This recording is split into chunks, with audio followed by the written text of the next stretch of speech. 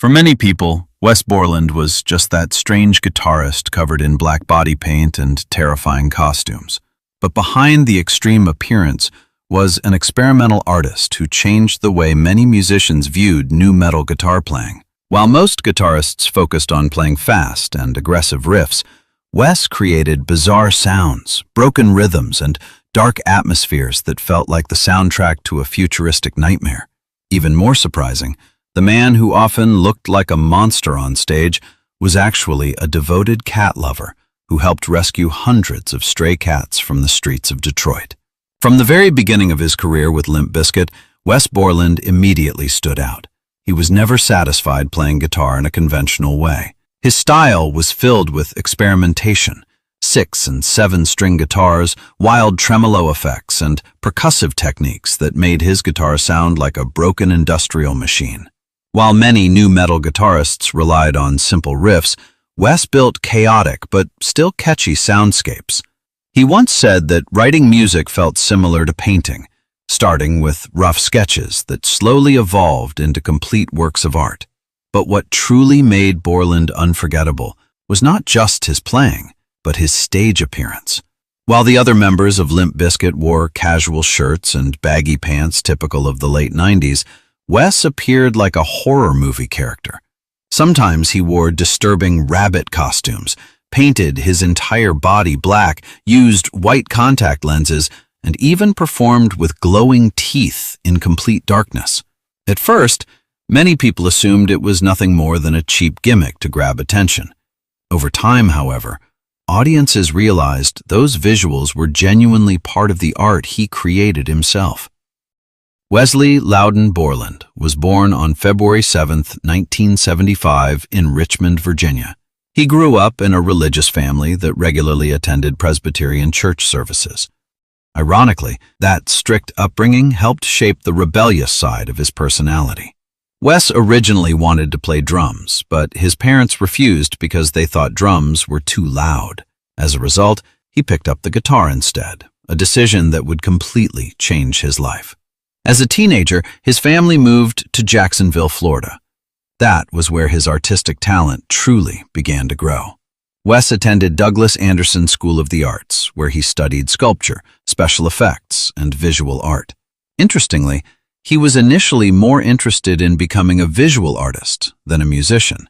Playing guitar started out as just a side hobby, but everything changed when he became obsessed with a mix of metal, punk, hip-hop, and industrial music. One of the key moments that influenced him was hearing "Bring the Noise" by Public Enemy and Anthrax.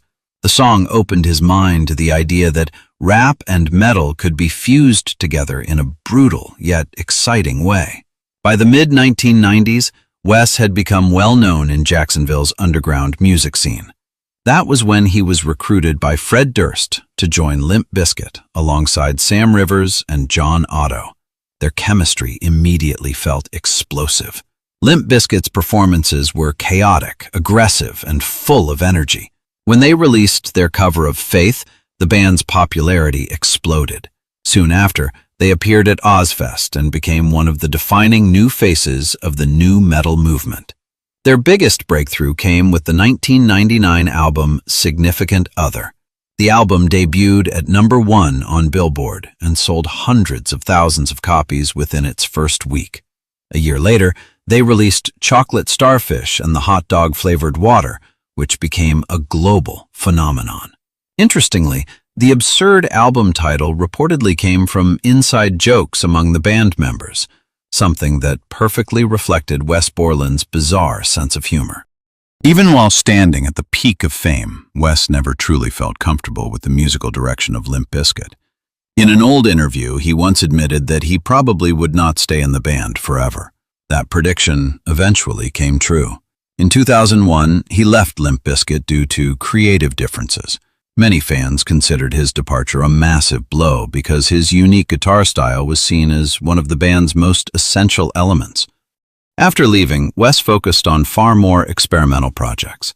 He formed Big Dumb Face, a bizarre side project filled with absurd humor and chaotic sounds completely different from Limp Bizkit. He also created Black Light Burns, which revealed a darker and more atmospheric side of his creativity. In that band, Wes was not only the guitarist, but also the lead vocalist and the primary creative force behind most of the music. Black Lightburn's album, Cruel Melody, received strong praise from critics because it showcased Wes's true artistic depth.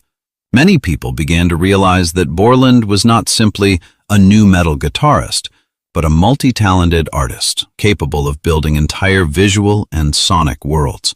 Still, Wes's relationship with Limp Bizkit remained complicated. He left and rejoined the band several times because of internal conflicts. In 2009, the classic Limp Bizkit lineup reunited for a world tour. Fans celebrated the reunion, especially because the strange chemistry between Fred Durst and Wes Borland was considered the core identity of the band. Outside of music, Wes Borland's life has also been filled with unusual stories. He worked with Marilyn Manson, contributed to film soundtracks, and even created music for video games. One of his more interesting projects included work on the soundtrack for Resident Evil Afterlife, as well as collaborating with Riot Games on a League of Legends project. Although he is now known as a successful musician worth millions of dollars, Wes's financial journey was not always stable. He once admitted that he lost a large portion of his fortune after making risky stock investments shortly before the September 11th attacks shook the global economy. In a very short time, much of his early wealth disappeared. That experience later made him far more careful about money and the entertainment industry. His love life has been equally complicated. Wes has been married and divorced multiple times, including his relationship with Kaye Callaway. Their relationship attracted attention because they actively rescued stray cats in Detroit together. Side by side, they cared for hundreds of cats and helped find homes for abandoned animals. It's hard to imagine that the same man who often looked like a monster on stage spent his free time feeding and rescuing homeless cats. To this day, Wes Borland is still considered one of the most unique guitarists in modern metal history. He never tried to appear normal.